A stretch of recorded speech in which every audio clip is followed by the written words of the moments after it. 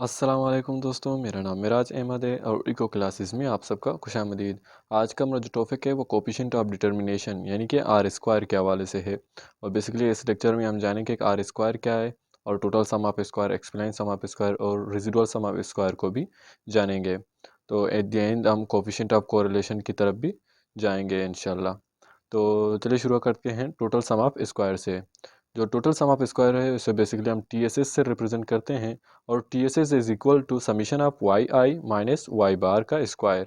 तो यहाँ पर जो टी एस एस है वो वाई आई और वाई बार की जो डिफरेंस है उसको रिप्रेजेंट करती है।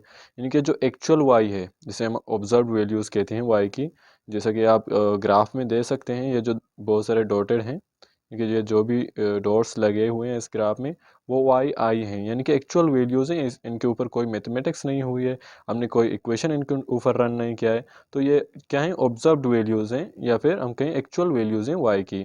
तो वाई आई वाई बार जो है वो मीन है, यानी कि वाई की जो मीन होती है या फिर किसी भी डेटा की जो मीन होती है वो सेंट्रल पॉइंट होती है। यानी कि ये जो वाई बार है, यानी कि ये तो मीन की जो लाइन आप देख रहे हैं, ये वाई की जो सेंट्रल पॉइंट है।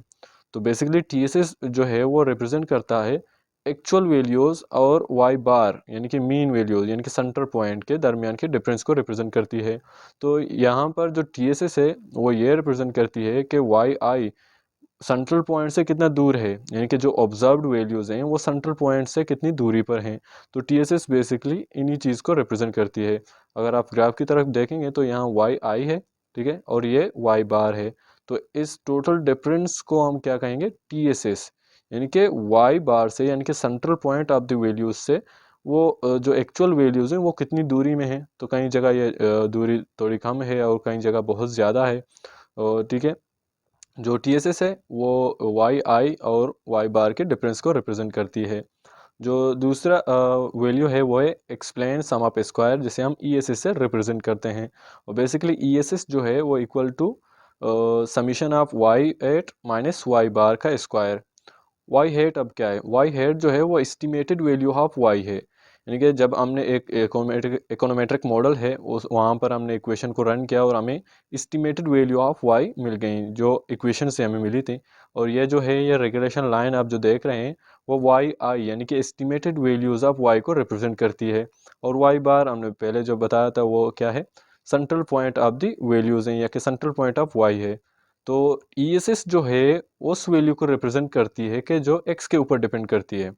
मतलब कि यहाँ पर Y estimated value of Y and mean यानी कि सेंट्रल वैल्यू ऑफ वाई के दरमियान के जो डिफरेंस होगा वो ई एस एस से हम रिप्रेजेंट करते हैं। यानी कि जो ई एस एस है वो उन दोनों के दरमियान के डिफरेंस को रिप्रेजेंट करता है कि वाई जो एस्टिमेटेड वाई है और वाई बार है यानी कि मीन ऑफ वाई है, उनके दरमियान कितना डिफरेंस है। और ये जो ई एस एस है यहाँ पर आप देख सकते हैं कि यानी कि वाई बार या फिर रिग्रेशन लाइन और मीन वैल्यू के दरमियान का डिफरेंस को रिप्रेजेंट करती है।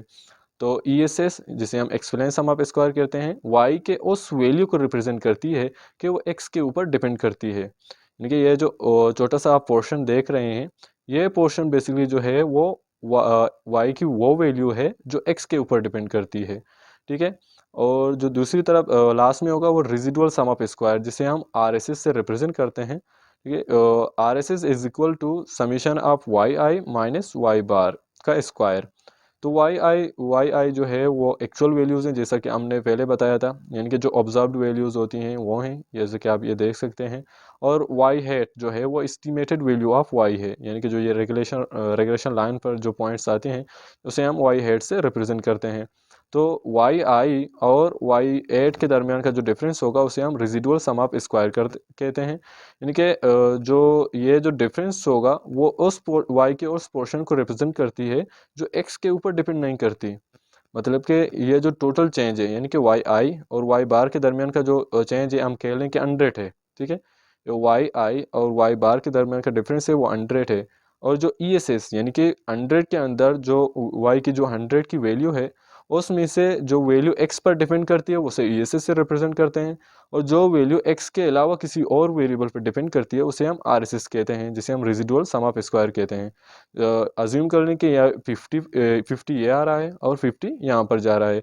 तो 100 यानी कि 100 वैल्यू में RSS यानी कि जो वैल्यूज़ y की वो वैल्यू जो x के ऊपर डिपेंड नहीं हो रही है, या फिर जो उस वैल्यू को x एक्सप्लेन नहीं कर रहा है, ठीक है, उसको हम RSS से रिप्रेजेंट करते हैं। और जो वैल्यू y की वो वैल्यू, यहाँ पर भी हम 50 लेंगे, ठीक है, y की वो वैल्यू जो x के ऊपर डिपेंड कर रही है या फिर वो x से ही एक्सप्लेन हो रही है, तो उसे हम ESS से रिप्रेजेंट करते हैं।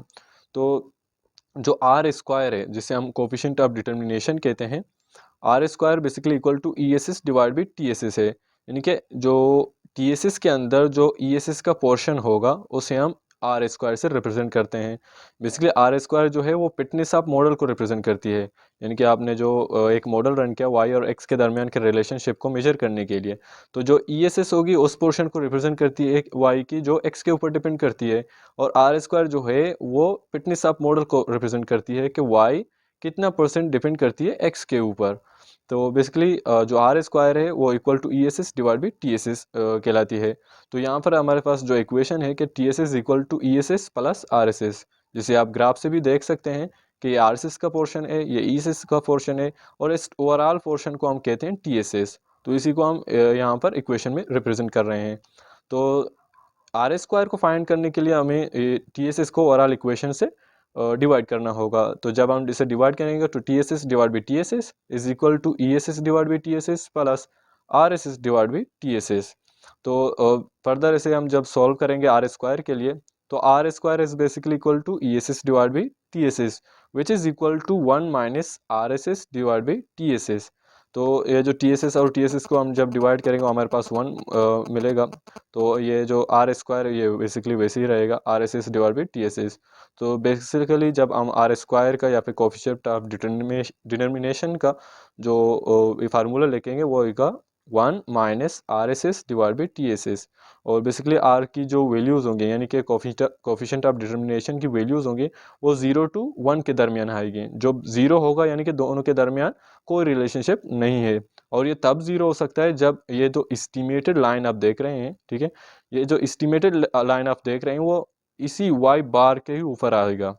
यानी कि मीन ऑफ वाई और एस्टिमेटेड वैल्यू ऑफ वाई जब एक साथ होंगे यानी कि इक्वल होंगे, तब जाकर ये आर स्क्वायर क्या होगा, 0 हो जाएगा, क्योंकि वहाँ पर हमें ई एस एस मिलेगा ही नहीं। क्योंकि ई एस एस जो है वो डिफरेंस ऑफ आर एस क्या कहें एस्टिमेटेड वैल्यू ऑफ वाई और मीन ऑफ वाई के दरमियान को डिफरेंस को रिप्रेजेंट करती है। जब ये दोनों इक्वल हो जाएंगे तो हमें ई एस एस मिलेगा ही नहीं, तो वहाँ पर जो आर स्क्वायर होगी वो 0 हो जाएगी, यानी कि वाई की कोई वैल्यू एक्स के ऊपर डिपेंड ही नहीं करती। और बेसिकली जब ये 1 जब होगा यानी कि आर स्क्वायर इक्वल टू 1 होगा, यानी कि वाई की 100% वैल्यूज़ जो हैं वो डिपेंड करती हैं एक्स के ऊपर। तो ये जो है वो तब मुमकिन होगा, ये जो एक्चुअल डिफरेंसेस हैं यानी कि एक्चुअल वैल्यूज़ हैं वाई की, वो सब के सब इसी रिग्रेशन लाइन के ऊपर ही लाई करें। तो यहाँ पर आप देख सकते हैं जो दो लाइंस हैं ये, ठीक है, जो वाई की एक्चुअल वाई की दो लाइन वैल्यूज़ हैं जो एस्टिमेटेड या फिर रिग्रेशन लाइन के ऊपर रिले कर रही हैं, तो लाई कर रही हैं। तो यहाँ पर जो आर स्क्वायर होगी वो हमें मिलेगा नहीं, क्योंकि आर स्क्वायर किस चीज़ को रिप्रेजेंट करती है, आर स्क्वायर जो है वो वाई आई और वाई बार के डिफरेंस को रिप्रेजेंट करती है। और यहाँ पर जब हम देखें तो Y high is equal to Y hat. तो यहाँ पर जो वाई हाई और वाई हेट जब इक्वल हो जाएंगे तो हमें आर एस एस मिलेगा ही नहीं। तब आर एस एस नहीं मिलेगा तो कोई भी वैल्यू जो आर की वैल्यू होगी, यानी कि हम कह लें जो आर एस एस होगी वो हमें मिलेगा नहीं, वो क्योंकि वो इक्वल टू 0 हो जाएगा। तो हमारी जो वैल्यूज़ होंगी वो 1 के बराबर आ जाएंगी। यहाँ पर इसका मतलब यही होगा कि y जो है 100% डिपेंड करती है x के ऊपर। बेसिकली किसी भी इक्वेशन में जब आर स्क्वायर इक्वल टू यानी कि 1 आता है, यानी कि जो ये आर स्क्वायर इक्वल टू 1 आता है, तो वहाँ पर हम क्या कहेंगे कि y जो है 100% डिपेंड करता है x के ऊपर, यानी कि कोई यहाँ पर कोई एरर टर्म नहीं है कि इन दोनों के दरमियान की रिलेशनशिप को डिस्टर्ब कर सके। यहाँ पर जब हम देखेंगे तो यहाँ पर एरर टर्म एग्जिस्ट कर रहा है, यानी कि जो वाई आई और वाई एट के दरमियान का जो डिफरेंस है वो आर एस एस से रिप्रेजेंट हो रहा है। यहाँ पर जो आर स्क्वायर होगी वो इक्वल टू 1 नहीं हो सकती। और ये जितना ज़्यादा होगा यानी कि 0.8 होगा, 0.9 होगा या कि 0.7 होगा, तो मॉडल ज़्यादा से ज़्यादा फिट होगी। तो ये जितना ज़्यादा कम होगा यानी कि 0 to 0.5 के दरमियान आएगा, वहाँ पर मॉडरेट रिलेशनशिप होगी। कि 50% रिलेशनशिप एग्जिस्ट करती है।